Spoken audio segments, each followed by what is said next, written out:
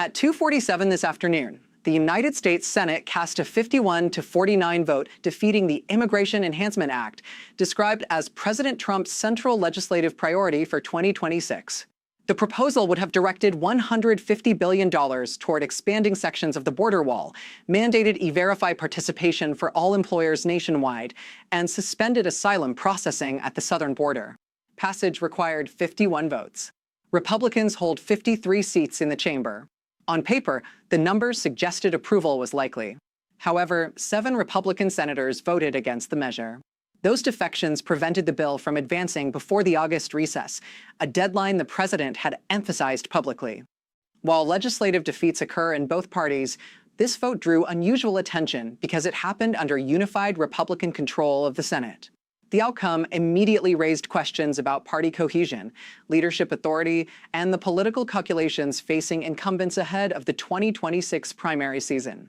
Senate Majority Leader John Thune, elected in November to succeed Mitch McConnell, had invested significant effort in securing the votes. The White House also engaged directly, with the president and vice president reportedly contacting undecided senators in the days leading up to the vote. At 2 p.m., Leader Thune called the vote on final passage of H.R. 4829. Over the preceding 3 days, he and other senior Republicans had worked to unify the conference. Despite those efforts, when the roll was called, 7 Republicans voted no: Susan Collins of Maine, Lisa Murkowski of Alaska, Mitt Romney of Utah, who is serving his final term before retirement, Tom Tillis of North Carolina, who previously announced he will not seek re-election, Bill Cassidy of Louisiana, Shelley Moore Capito of West Virginia, and Todd Young of Indiana. 46 Republicans voted in favor. Democrats voted unanimously against the bill. The final tally stood at 49 yes and 51 no. Within minutes of the vote, reactions spread rapidly across social media and cable news. President Trump posted criticism of the 7 senators on Truth Social, arguing that they had opposed border security and stating that he would consider supporting primary challengers in certain states. The post circulated widely online and prompted responses from activists and commentators aligned with different factions of the party. At approximately 3 p.m., Leader Thune addressed reporters. Appearing measured but visibly disappointed, he said, "I am disappointed in today's result." This was a strong bill aimed at addressing border security and workforce concerns. Senators voted their conscience, and we will continue discussions about next steps. When asked whether he supported the president's suggestion of backing primary challengers, Thune replied, "The president is entitled to his views. My responsibility is to work with all members of our conference to advance our shared priorities." Shortly afterward, several of the senators who voted no explained their reasoning. Senator Collins stated that her opposition centered on legal and fiscal concerns, including the bill's compatibility with international asylum obligations and the projected cost. Senator Murkowski emphasized her history of independent decision-making and her focus on representing Alaskan voters. Senator Cassidy referenced his prior willingness to break with party leadership when he believed it necessary and reiterated that he evaluated legislation on its merits. Senators Romney and Tillis, both retiring, framed their votes as policy-based judgments rather than political statements.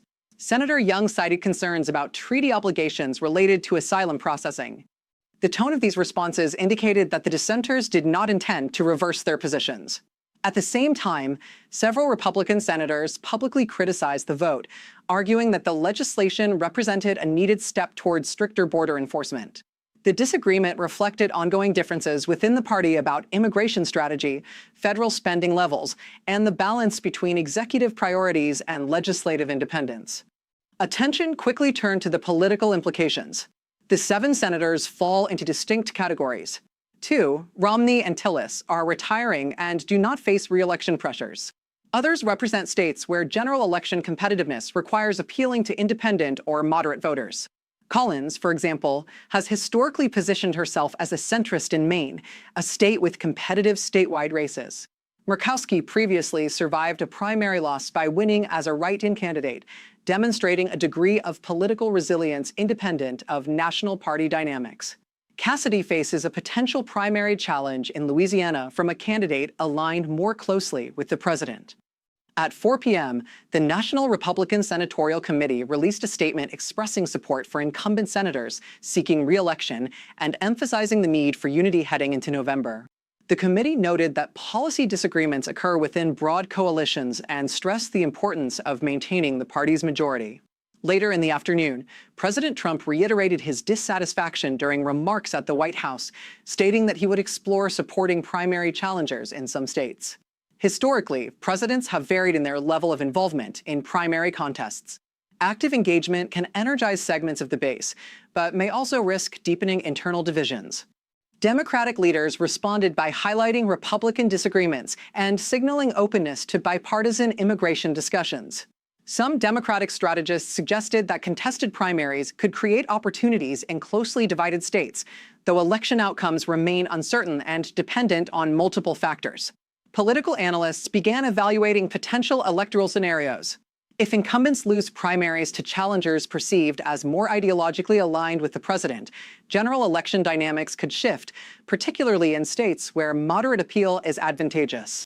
Conversely, if incumbents withstand primary challenges, the episode could reinforce their independent credentials among swing voters. Market analysts and prediction platforms adjusted their probability models modestly to reflect increased uncertainty regarding Senate control in November. Observers identified several indicators to monitor in the coming days, whether formal primary challengers file in Louisiana, Maine, or other states, whether party leadership seeks mediation, how major donors allocate resources, and how Republican voters respond in early polling.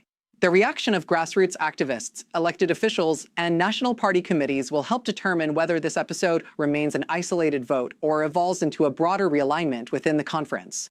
3 broad scenarios are possible. In the first, tensions ease as attention shifts to other legislative priorities and incumbents proceed without significant primary opposition.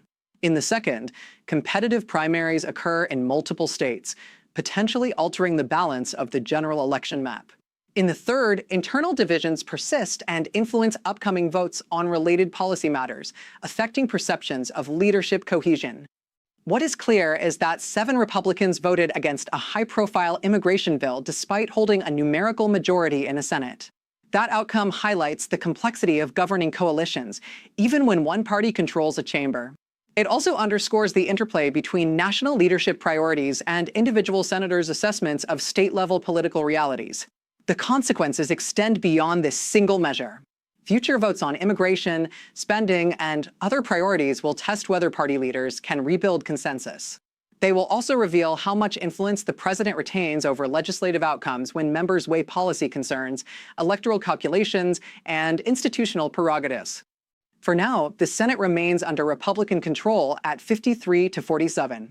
Whether that margin narrows or holds in November will depend on candidate selection, campaign strategy, voter turnout, and broader national conditions.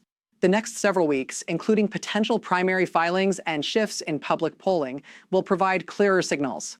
Today's vote was expected by many observers to succeed. Instead, it exposed visible differences within the conference. Whether those differences represent a temporary disagreement or a deeper structural shift will become evident over time.